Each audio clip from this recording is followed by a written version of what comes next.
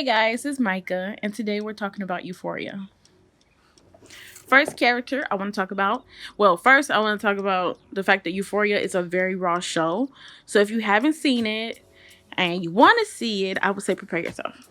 First character is Rue. She's the main character. She's a complicated character, and immediately I wanted to love her, but I couldn't, which I'm happy about because it allowed me to see how messy she was and to also see her fully grow. And she's not a character that you can make excuses for, though I wanted to, because it's like you could tell, like, all the stuff that she went through with her father. You could tell that you want to make excuses, but you can't. Like, oh girl is messy.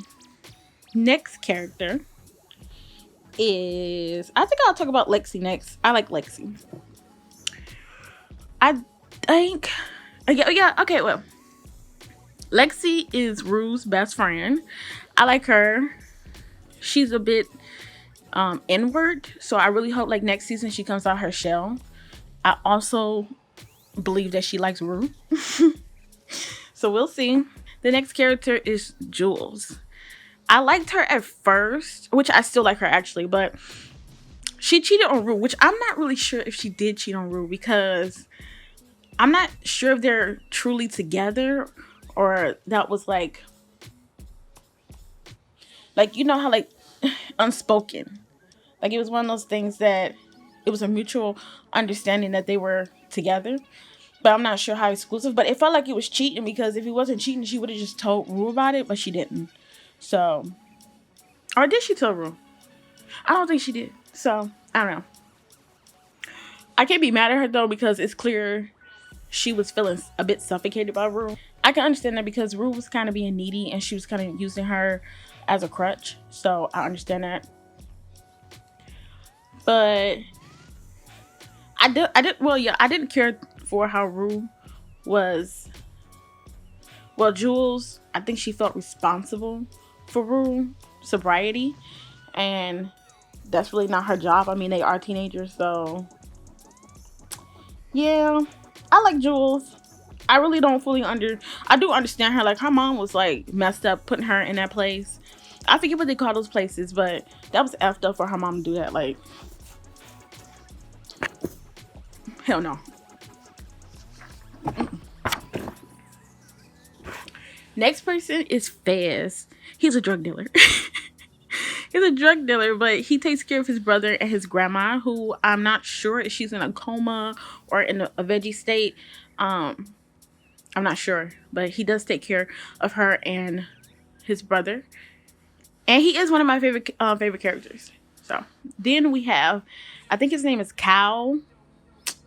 That's Nate's dad. I'll get into Nate in a second, but Cal, that's Nate's dad. He has a kink for recording himself having sex with randoms, and he is married, by the way. So he's one of those guys who pretends to be like an upstanding citizen who secretly aren't. I mean, and also he has sex with Jules, and Jules is a teenager, so there's that. Next character is Maddie. I don't have much to say about her. She's super pretty. Her personality trait is really pretty, self-absorbed, and she loves Nate. Yeah. I currently don't like or dislike her. She's just there. So yeah. Then we have Nate.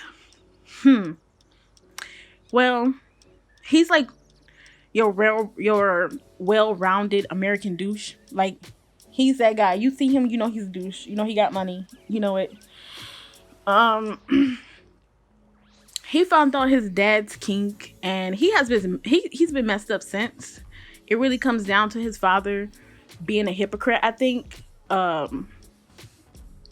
His father, I won't say he preachy, but he expects his family to showcase a certain way, but he knows that his father isn't, and I think that kind of messes with his head. There's like this intense scene between Nate and Kyle, and like they're fighting, and Kyle is trying to calm him down, but Nate starts punching himself and screaming and hollering. It was intense. Very intense scene. Anyways, also, he seems to hate his mom. I don't know if he hates her or he dislikes her, but he seems to hate her to me. I think he loves Maddie. I'm not sure. I also think he still likes Jules. 100%. Yes. And I think he's angry at himself for it. Then we have Kat. I like Kat. Out of everybody's story, I think I liked hers the best. It was more entertaining. It was more real and raw. Because there's a lot of people that's on Pornhub. Regular schmegler folk. So, I guess she came into her own and figured, hey, people like this stuff. And of course, it's, let's see, I forget what is it, how does it go? Okay, yeah, that's how it goes. There's an audience for everyone. So she found her audience. And well, I have to say I enjoyed watching, her story more than anybody else's. I also don't think her and old boy, I can't think of his name right now. Hold on. Ethan. I don't think her and Ethan are going to last because her newfound life into her sex world has changed her and what she wants. So we'll see. Oh, okay. So then we have Chris McKay. I can't say his first name without saying his last name. I think they just call him McKay because I prefer his last name. His first name is so bland, but McKay. He's like one of those. He was like one of those popular kids that was told by his overbearing parents that he was destined for greatness.